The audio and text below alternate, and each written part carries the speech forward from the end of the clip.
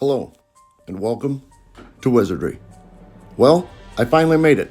It's the last video for the Tree of Lost Souls, my Dice Tower terrain piece tribute to the game Idols of Torment. I've been working hard at this. It's been a lot of work. I've enjoyed it thoroughly though, and I hope you've enjoyed it as well, and I thank you for following along. And I sincerely appreciate the saves, subscriptions, and the views. A subscription is such a simple task, a little click, and it's free, but it's such a huge help for a struggling new channel like mine. So let's no longer wait. Let's get on with it. The last chapter of this build begins now. I decided to start the last leg of this build by dry brushing some piles of skulls from Thingiverse, supplied to me by Nightmare Landscapes. I had base coated them black and now applied Nightmare Brown as a heavy dry brush, almost an overbrush. While a major portion of this color would end up covered later, I wanted the dirt and filth that these skulls would have collected while sitting here to be incorporated into the paint scheme. I was careful to keep the deepest recesses black and clean of the brown to maintain their deep shadows.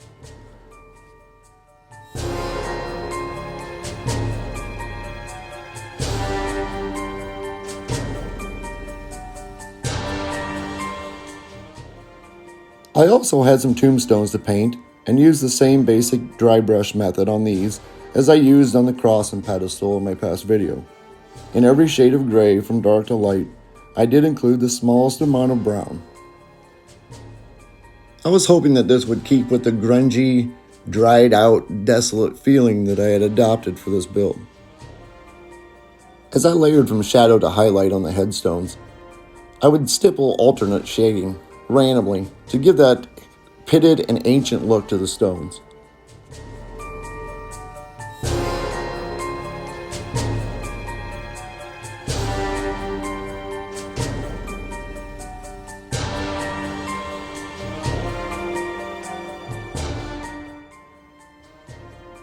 With the tombstones completed, I was back to concentrating on the piles of skulls. As with the tombstones, I implemented brown into my various shades of gray, and I also incorporated yellow as well. One of the things I struggled with on this build was restraint. As I layered up colors and shades on the small details, I had to remember that I wanted this to be easily transferable from this piece to the additional terrain that I would build later. But also, this is to be the keystone feature of the table, so balancing the practicality of the look and details was at times tough. When I'd finished painting the demon head, for example, I wanted it to look how it looks. But when watching the video, I hated the paint job in the end. It was too bland and blah and dark, and I just didn't care for it. But, and I hope you'll agree, it fits nicely into the build and is in fact what I had pictured. And that's where these little guys kind of fit in. A pop of color here and there was something I definitely wanted, and these mushrooms were just the ticket. Tucked back away underneath the roots of the tree, I think they're going to look just awesome. This is also another problem I encountered during this build. Durability versus diorama. All sorts of details littered my mind that could be found surrounding the Tree of Lost Souls. But is it a reasonable idea to put that piece on this terrain? It's not only going to be handled a lot and played on, but there are going to be dice bouncing around on it as well. So there are ideas that I had to scrap because they just weren't practical, and some that I stuck with that might prove that they aren't practical. These are not those. Where I've got these tucked in at the end of the video, they're nice and out of the way. They are gorgeous little pieces. Nightmare Landscapes, who provided the paint as you just saw, also provided these from Thingiverse. These skulls have a bunch of brilliant detail, and it is so satisfying to coax those details from hiding as you build up from your shadows. In the end, I did not take these to a brilliant white. They even look as if they may be stone. I was very torn on whether to go with this look, but in the end, I'm glad I did.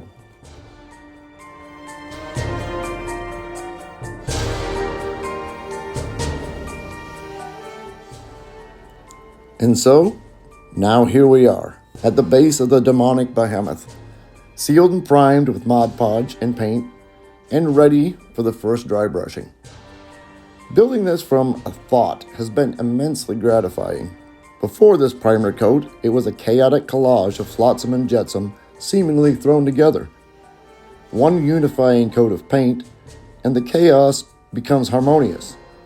And now the first breath of life and character go on as these united details are highlighted. For this initial dry brush, I used Apple Barrel Craft paint from Walmart. I could mix up whatever shades that I wanted, dark to lightest. Nothing fancy needed, just something to bring out the details and build up my highlights. This part was as much about mapping out how I wanted to represent my end colors as it was seeing just exactly what all the shapes and contours I'd worked on now looked. I was kind of up in the air on the crow legs, whether they'd really look like I thought they would. As far as that goes, the crow and lizard skull and the skeletal dice basket crest on the back of the skull had me a bit concerned as well. Were they going to read as I had envisioned them, or were they going to look stuck on and corbelled together? But in the end, I really thought this came together very cohesively. As we wait for this to dry, I want to thank Nightmare Landscapes for sponsoring this build. From supplying 3D prints to paints, washes, basing materials, I love working with this company and with their products. Check them out, I think you'll agree. In the next couple videos, I will be using their metallic paints, snow effects, UV resin, and flesh tones. A lot to look forward to. As far as the basing materials, let's get back to the video and I'll be using them soon. My first step to adding color to this project is Nightmare Landscapes Haunted Tree Brown Wash.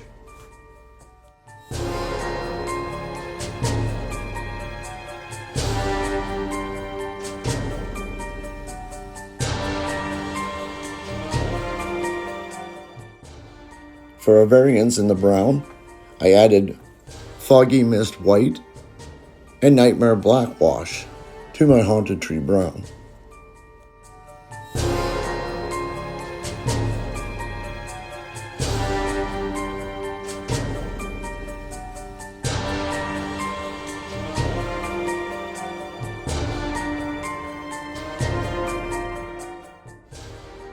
After loading my wet palette with white, black, and brown, I went to work on the focal point of this build.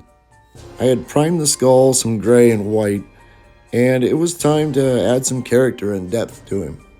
First, by taking him extremely white. I used thick paint, leaving brush strokes, and then stepped them down, overbrushed, dry brushed, alternating the textures as I went. I wanted a look of a skull that was found on the forest floor, not a museum quality bleach, so I needed a lot of variance in color and texture.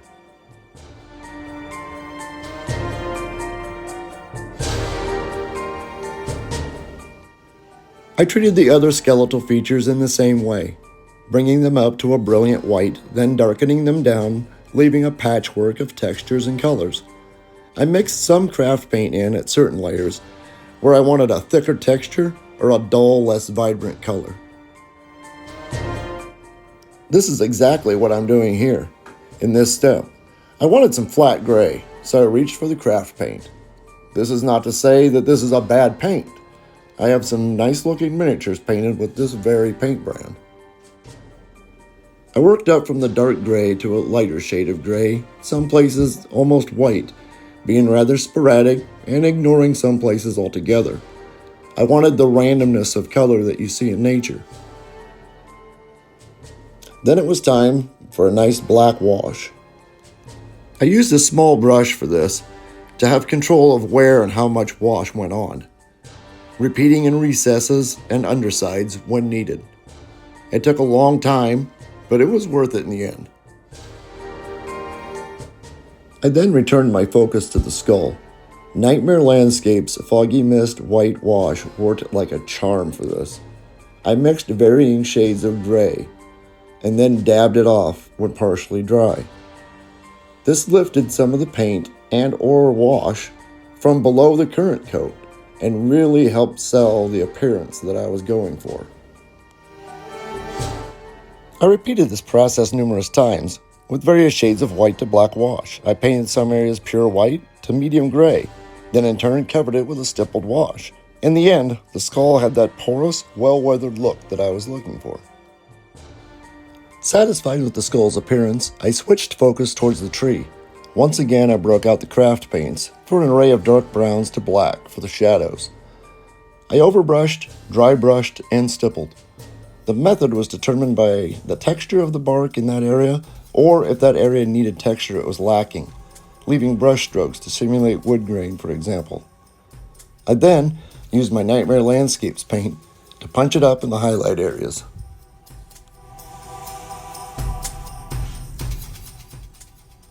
Oh yes, the masonry. A large focus of this build was the ruins surrounding the skull encased by the tree. The crumbling and or erupting stones had texture from the creation process, but I felt they needed more embellishment. Dabbing thick white paint for added dimension was my first step. It helped add the illusion of smaller debris as well as deeply pitted stone. I freshened up the bones at this time as well, before shading them back down one last time. And for good measure, tied all the layers of the skull together with one last Foggy Mist wash. I really do love this wash.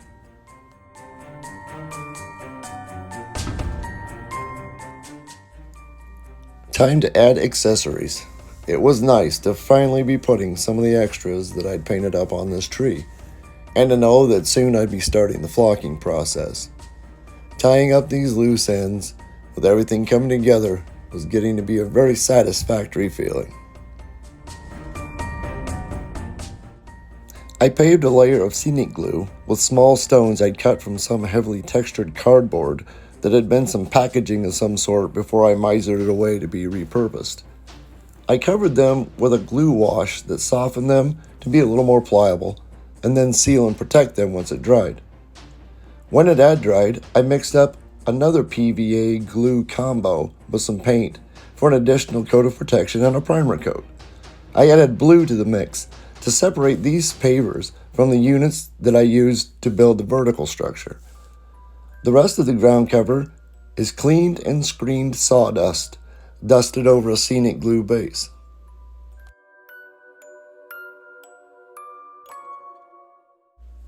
When painting the pavers, I stippled on several layers before applying a dark brown wash.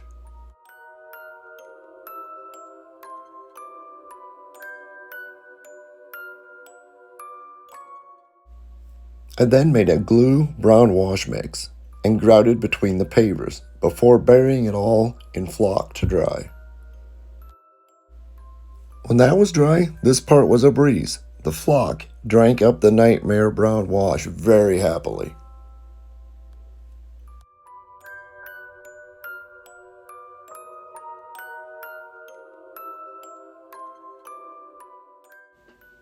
But I couldn't leave this base soil one uniform color, so I mixed up some dark brown wash for a little variety.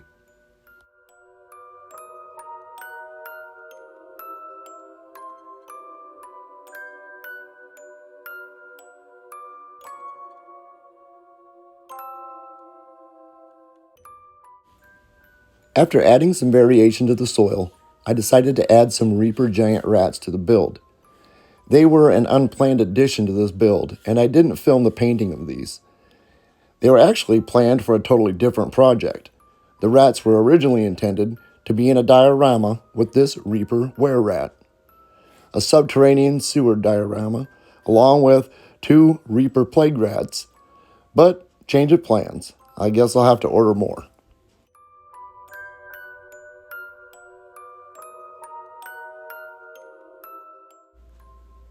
I had placed a lot of the extras that I had painted up off camera. The angles are just too difficult, and it was a tedious thing to watch anyway.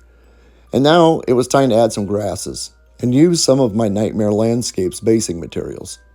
I grabbed an old worn out paintbrush to make some grass clumps, cutting off small bundles, then soaking them with super glue to join the bases together before placing them on the build.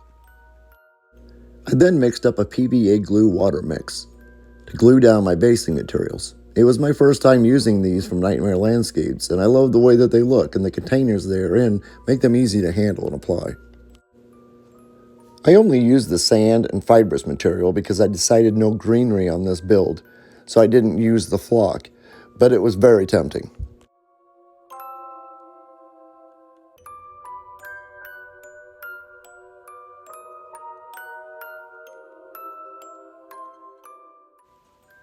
If you've been watching my channel, you will recognize the gray rubber boar. When I painted this, I'd left the base primed only, because I had no idea what my terrain was going to look like at that point. So now, since that was determined, it was time to finish this bad boy off. I was finally on to my last step of basing the project, wetting the base first with isopropyl alcohol before applying a PVA water mix. This will ensure that the mix permeates all of my ground cover that I've laid down. Instead of spray or spritz bottles for this, I opted for pipettes to apply my alcohol and my glue mix. I found this extremely helpful when doing the pavers.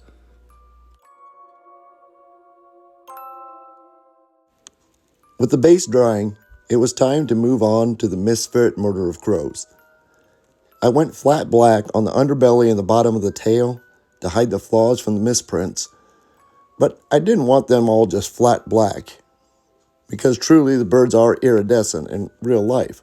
So I broke out Nightmare Purple and Blue to do a blended base to the undercoat of their plumage. I was random with my color arrangement and with the blends on each bird. I followed that step with a black wash. Once dry, I knew that if I tried to dry brush these that it would just amplify the flaws and the misprints. So I decided that I would stipple on this in the following coats. First I stippled on a black, being random, trying to leave some of the blues and purples behind.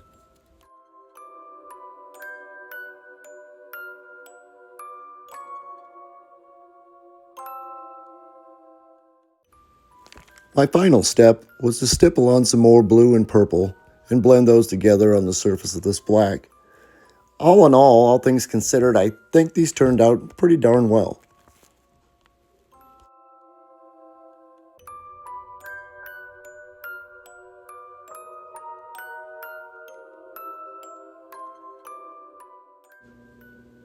And just like that, the Tree of Lost Souls is complete. I'm done with this build and my series for Idols of Torment. Well, at least for now. There are touch-ups on this to be done, and I've thought of some cool additions. Or should I save that for another build? I have a lot more terrain to build for Idols of Torment, but I doubt they will be as complex as this one. It has been a long journey, and I hope you enjoyed it. I thank you for coming along. I had a lot of fun doing this build. I learned quite a bit, and I hope you did too, or at least found it entertaining or inspiring to do your own build. It was a lengthy build. It took longer than I had originally anticipated. But it was worth every second that I put into it, and I'm very proud of this project. I know how to improve on the next one. My next build won't be anywhere near this large, but I will do another one of this size for sure. Thanks again to Nightmare Landscapes for your sponsorship on these builds. Thank you for watching. Please like, share, and subscribe. Subscribing helps tremendously and is deeply appreciated. And as always, I'm Wes, and this is Wizardry.